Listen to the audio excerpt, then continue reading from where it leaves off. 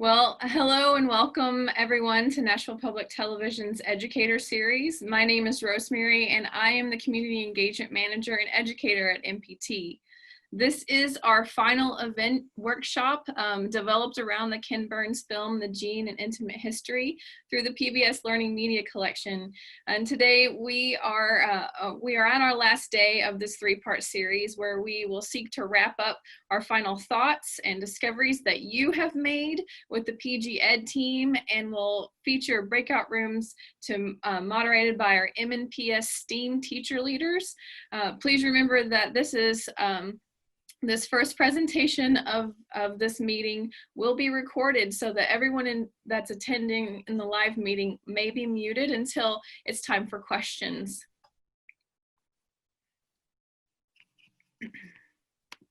I would like to introduce our first presenter, co-director of the film, The Gene and Intimate History, Chris Durrance.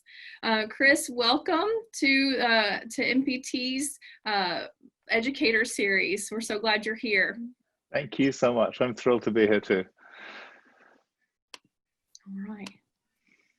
Well, I just want to start with you to ask a couple of questions with you, Chris. Over the last couple of weeks, our educators have been watching The Gene and diving into PBS Learning Media Collection, inspired by your film, to discover ways that we can bring content to our students here in Middle Tennessee.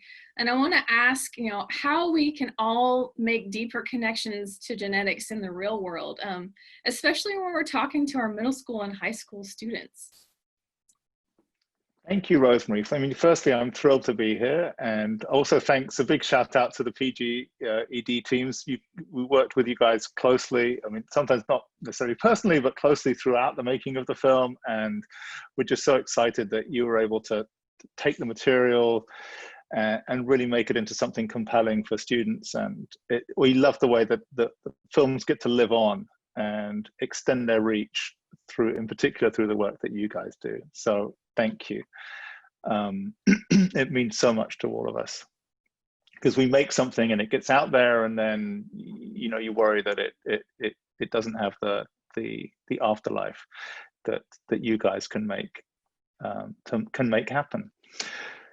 So one thing that's really important to us especially when we're taking on a subject like genetics, is how to make this relevant, how to make this hit home to people, because you can have a title like that and it can feel a bit like facing a dish of chopped kale or something. It's like, oh, really, do I have to have this? It's probably good for me, but is it going to be that appetizing? We have to work at it. And so in the making of the film, we spent, before even turning a camera on, spent a lot of time thinking about how we're going to conceive the storytelling, and in ways that were going to be relevant to people, relevant to our viewers, but also compelling to them. Reasons why they were going to not just tune in, but stick around once they tuned in. So there's a huge amount of work that went in before we even shot a frame that went into the final film. And we were pre-pandemic. I mean, this is all conceived and shot and wrapped up before the pandemic, even though it aired as the pandemic was starting. But one of the things that to me has really been remarkable and somewhat prescient about it is that, and I think is really important for middle school students in particular, is the way that, and I have two kids in middle school right now, and they're talking a lot about the pandemic and looking at a lot of the maths and sciences around the statistics put out by Johns Hopkins related to the spread of it globally and changes over time. And so this is part of our daily conversation. But I love the fact that so much of the history that we tell in the film is relevant to the work that's being done in labs across the world right now to understand not just the impact and the disparate impact across communities and across countries, and to understand the different strains of the disease. So the ability to read genes, and that took hundreds of years to really figure out what these genes were and how you could read them and decipher them. But it also is, and so that work has been hugely important, is going on now. But also, and we get to this in the second part of the film extensively, in particular when we start talking about CRISPR and other ways where we start to edit genes.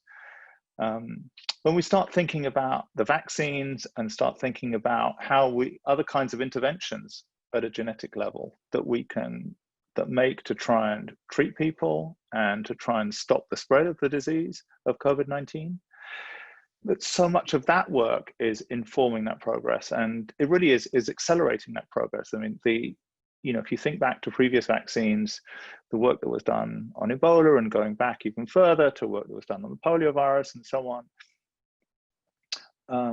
we're in an era now. A lot of us don't realize this, but we're in an era now where we can do work that was done 10 years ago, 15 years ago, 20 years ago, so much more rapidly, because of these techniques, because of this continual advancement in techniques such as CRISPR, which just have accelerated the possibility of progress, and made it so it's not just these huge, well-resourced labs in just a handful of pharmaceutical companies or in a small number of labs that are government sponsored.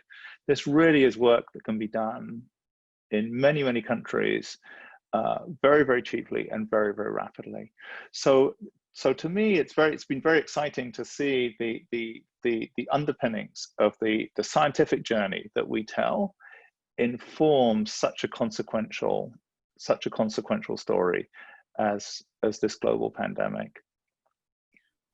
And you mentioned, we're all here virtually today because of the global pandemic and dealing with this, this health crisis that we're all working towards fixing and healing. And there's other things that have been happening while we're at home and staying safe. Can you talk about some of the things and the ways that the film connects us through some of the racial inequities that we're seeing, and how we can connect and see how, maybe we're more commonly like each other than we thought? Absolutely. I'm so glad you brought that up, because we are living in a time where people are thinking about race and thinking about connections across humanity and across really all living beings, plants and animals, as we look at biodiversity issues and stresses on the environment. We are in a world where those questions are alive in a way that they perhaps haven't been, or in a way that they should have been for certainly much of my lifetime.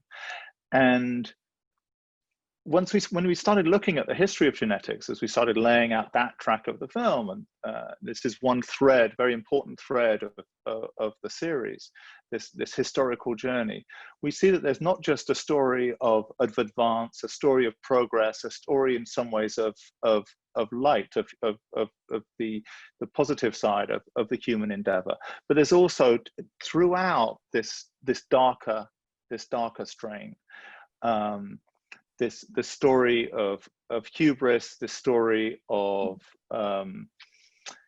people searching for difference and using cod science, using very flawed applications of what they thought were knowledge, as ways of separating, as ways of repressing, as ways of humiliating others, and we think of this most commonly as the Nazi era, which was heavily influenced by this misapplication of scientific knowledge that led to the tragedy of the Holocaust. But that's really a misapprehension of the history, because the Nazi era aberration, an aberration though it was, emerges from a history that was ever present in genetics, really from its the earliest use of the word in the late 19th century and early 20th century. We see it particularly prominently in America, and in fact all the people may have been following the recent story of detention centers and forced sterilizations and so on immigrants. And this is a policy that we've seen in jails in some part of America well into our lifetimes, and that too has a history. It has a history that goes back to the 20s and 30s, and you'll see it in the film. These better baby competitions, and a notorious and terrible Supreme Court case that fostered that kind of behavior. So there's been this dark thread throughout, and we recount that in the story, and I find that it's a really compelling and, to me, informative part of the story. It's often glossed over, and I'm really glad that we were able to give it the time that we did and the space that we did in the film. But more recently, it's been leavened in some ways. I'm not quite sure that's the right word, but there's been some kind of counterbalancing that the advances in genetics have enabled us to make, because with the Human Genome Project, so around the end of the 20th century and the beginning of this century, we've been able to read genomes from human beings across the world, and not just people who are alive today, but going back in the past, and even going back to fossils, figuring out ways of extracting DNA from fossil specimens. That we've really rewritten the history of not just the evolution of the human species, how the story of the emergence from Africa, but also the story of how we're connected. And to me, one of the most moving and important parts of the film is in the second episode, the second 2-hour film, where we talk about human diversity and human connections.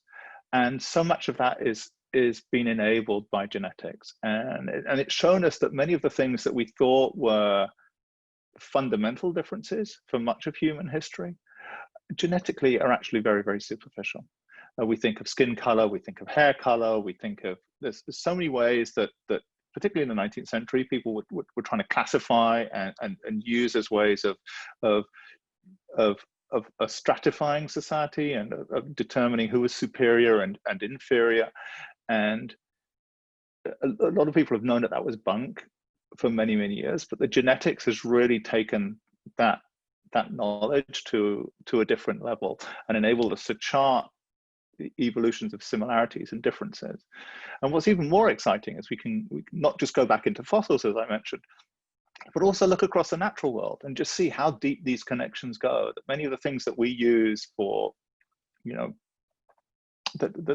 fundamental building blocks of who we are as people are actually present in animals and even traceable in plants. And to me, that connection with the natural world, not just our fellow humans, but with the natural world, is also deeply powerful, impactful, and really quite moving. And in these times of tension, not just over the pandemic, but racial tensions, I think it's a really important lesson, and one that for middle schoolers can be really enlightening and fascinating, to give them a different way of thinking about their classmates, adults around them, and the natural world. That's really wonderful. I remember one part in the film where there was a young lady who was discovering that her family had Huntington's, and she was, I believe she said she was 14 in middle school, learning about the disease, not having known that is what her own grandmother had. And she goes through the process of being tested and finding her results. And that is really a poignant age in middle school, where we're starting to talk about genetics, and we're starting to learn as young people to understand what we're made of, what we're all made of, and not only just us, but everything around us. Yeah. Absolutely. I mean, every gene is a story, every family is a story, and so much of that can be traced through genetics. Now, there's a lot of rubbish being told about it. It's a lot of very superficial stuff being told about to people about ancestry that really isn't informed by deep science. But there's so much that we can tell about who we are, where we came from, and what we're doing. It's really precious. And then I think that the corollary to that is it's so precious, we have to be really careful with what we do with that knowledge. We have to be really wise and responsible, and not just tear headlong into this future in which we start thinking that we know more than we do, and that we are, just because we're able to manipulate genes in a way now, and this generation is the first generation that can do that, that we should. And so I think it's really important for middle schoolers to be aware and to be informed of a lot of these issues, because they will be the generation that is really having to wrestle with some of these key decisions about where we go as a species. So I think the sooner we start having educated and smart conversations that involve them, that don't just treat them like children, but that involve them, because they're going to be the caretakers of the human genome. Of genomes, frankly, of DNA, which links everything that is alive today. Yeah, I think Dr. Muharji said that it was a great responsibility as well as a great knowledge. So yeah, well said. Before I open it to questions, I just want to ask you if there's any specific thing that you may have not touched on already that you want our educators to really take away from this film. You may have already said it, but I just want to give opportunity to expand upon anything you might want to. I mean, I think that I'm glad you brought up the story of Huntington's, and I'd forgotten that the lady is called Jenny, and she's a wonderful person, just smart and engaged. And to me, it's one of the most moving stories in the film. And I'd actually forgotten until you mentioned it, that she first heard about this in middle school. But to me, one of the other important takeaways from the film is about what we think of as rare diseases, what we think of as diseases that happen to other people. And to me, what I learned most from the film is a couple of things from those stories. If people who've seen the film remember the story of Susanna, the young girl with a very, very rare disease called KIF1A, KF1A, that affects her motor skills and her cognition. Is firstly that these are not rare diseases. These are diseases, actually, once you open your eyes and look around, that collectively affect about 30 million people in the US. That's 1 in 10. That means that we basically all know closely some family that is impacted by this. And second, that there is the genome, we all share, as we've said before, all humans share a genome. And I think the more money, the more research that is done into those genes, the more knowledge we're going to have about who we are as people, how we work, how to keep us healthy, how to stop these diseases from happening, how do we stop them getting worse in people, but just how this wonderfully complex and almost magical system that is the human body with DNA at its heart, how it works. And we get glimpses of it through these brave souls like Susanna. You look at there's one part of one gene. And we don't really go into this in the film, but there's about 200 people worldwide, but they think there are many thousands more who are misdiagnosed or undiagnosed with issues in this gene. Many people with cerebral palsy, actually, it turns out, have errors in this particular gene. And what scientists have found is that you look at those, let's just take an arbitrary number of 200 children with this particular genetic, these genetic mutations, these genetic differences. Each one of them pretty much has a different spelling mistake, so to speak, in that one gene. So even within that one gene class, it's almost like there are 200 different diseases, and we can take that we can apply that to so many other diseases. But each one also has that disease manifests in them in a slightly different way. Some are better on the cognitive side at dealing with numbers. Some are great writers. Some move well. Some move in different ways to other ways. So each of these changes, when they emerge and are understood and studied by amazing scientists such as Wendy Chung up at Columbia in New York, tell us something about what these do. And then it goes beyond that particular disease, because it turns out there's a whole series of these kinesins, these KIF genes that affect motor function in particular, that affect cell transport. Some manifest in terms of early heart disease, some manifest in terms of other issues, hip issues and bone issues. And so as we start learning, as we start picking away at the details of these and bringing these together in these massive databases, we realize that you know, what is apparent in one little girl happens to be living in Manhattan, and she's 3 or 4, and her parents are wrestling to try and save her life. That's important, but what we learn from her is of momentous significance, not just for a whole community with that particular disease, but other people with motor function issues. And then beyond that, all of us as people, as we try and figure out what genes do, how they work together to make us who we are. And it should also make us think about difference in a different way, that when we look around and we write someone off as having been mentally impaired or physically impaired, that actually no, we have this commonality. And it's all built on this miraculous, inert and tiny molecule called DNA. That's wonderful. Thank you so much for that and those wonderful insights that you have on the film and the lives in which you studied for that long period of time to bring these stories, because they are all personal stories and connect with us in many different ways. Thank you, Chris.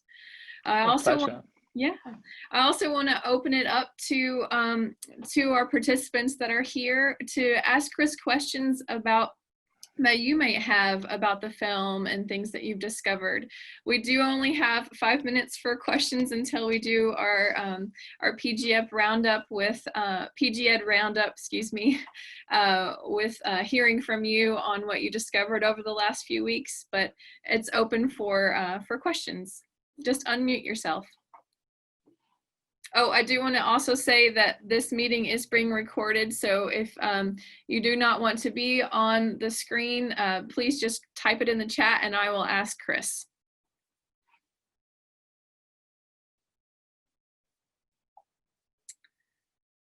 Any takers? I'll ask something. Hi, Chris. It's nice to meet you after spending so much time with this film. I'm just wondering, how long did it take, like the whole process of, you know, going from the book to having a finished film? Because I mean, the book itself is a tome, right? And the film at 4 hours is quite a production too. And there's so many wonderful stories that are told in the film. How long does a project like that take? Hi, Robin. Lovely to meet you as well. And again, just as I said at the top of the hour, thanks so much for all that you guys do to bring what we do to life and to extend its life. This was probably, we'd worked with Sid Mukherjee and Ken Burns on his first book, Sid's first book about cancer, called Cancer, the Emperor of All Maladies. And so this was a bit of a reunion for the group of us that had gone through that journey together. And I probably naively thought going into it that would speed things up this time round, but it ended up being about 2, nearly 3 years of our lives. There was probably about 6 months of digesting. I mean, even before the book came out, we were getting galleys and early drafts from Sid, so that we could wrap our heads around the storytelling and the science, and that was a huge endeavor.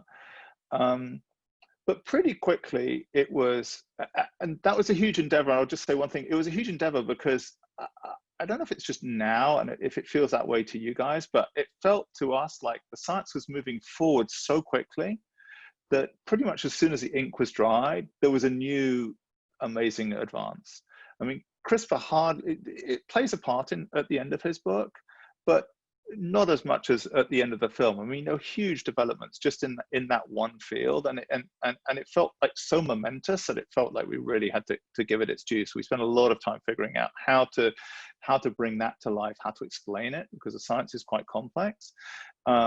But also how to make, and this goes back to something that Rosemary was saying right at the beginning, how to make it resonate, how to make it interesting and compelling to people. So there was that.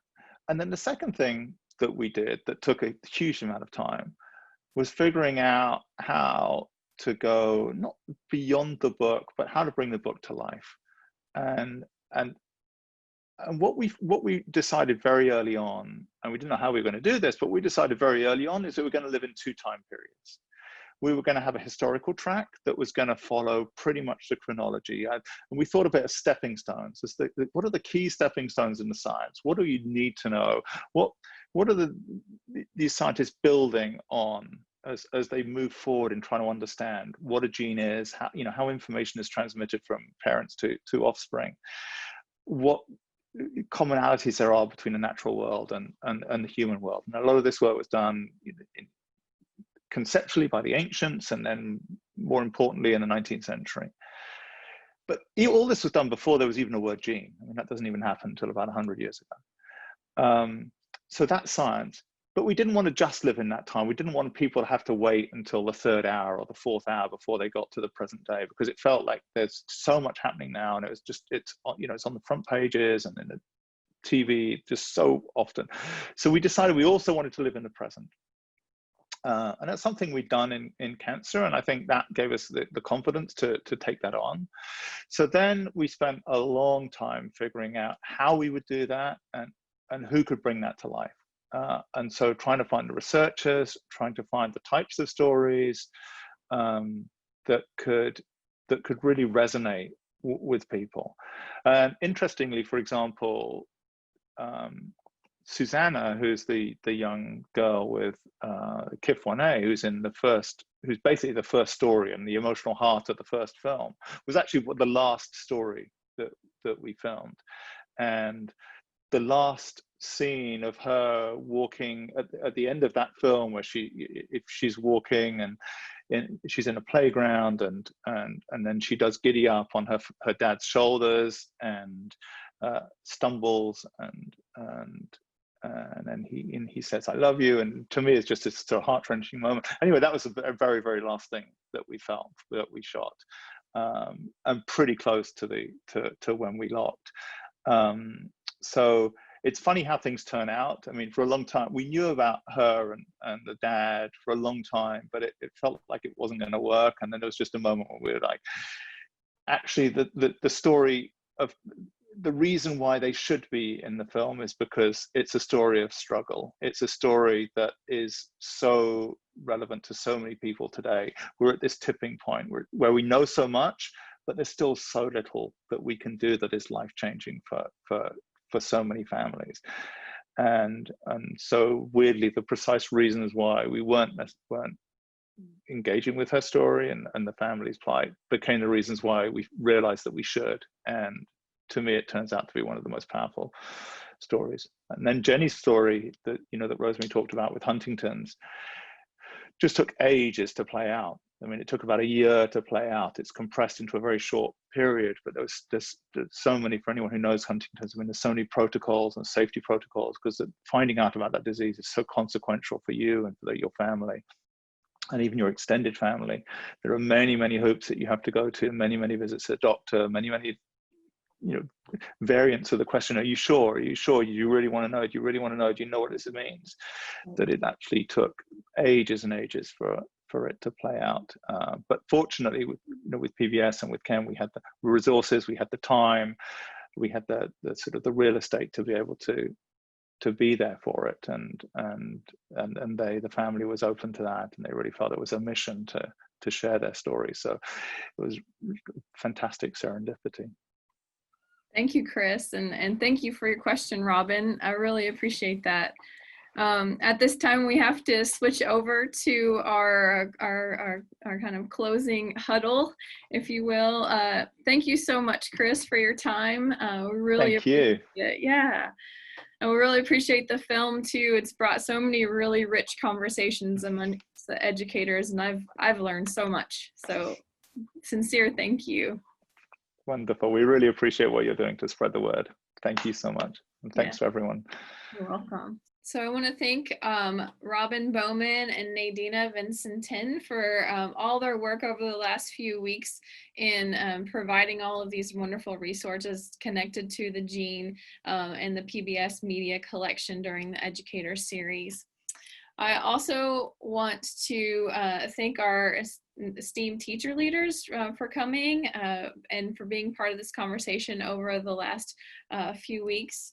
I want to remind everyone to remember to take the survey, or the Gene Educator survey. Each event has a survey with it that we ask you to take. I'll give everyone a minute to click on that and to tell us your thoughts and how we can improve things.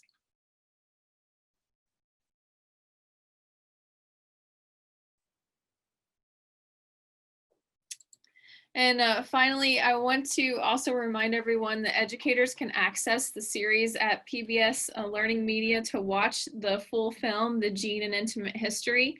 You can do that by signing in for free to this platform. If you are an NPT member, you can also access the full series through our Passport platform on our website at wnpt.org. And next, I want to thank Chris Durrance for being here today and sharing all your wonderful knowledge with us about your experiences with both the families and in making the film, and working with Dr. Sid Mukherjee during his during writing the film, and figuring out how in the world you're to tell these stories through the book, and as well as all the sponsors that were part of making the film. I want to thank them as well. And finally, thanks to WETA for providing the grant to make this program possible. We really appreciate bringing innovative conversations to our educators here in Middle Tennessee.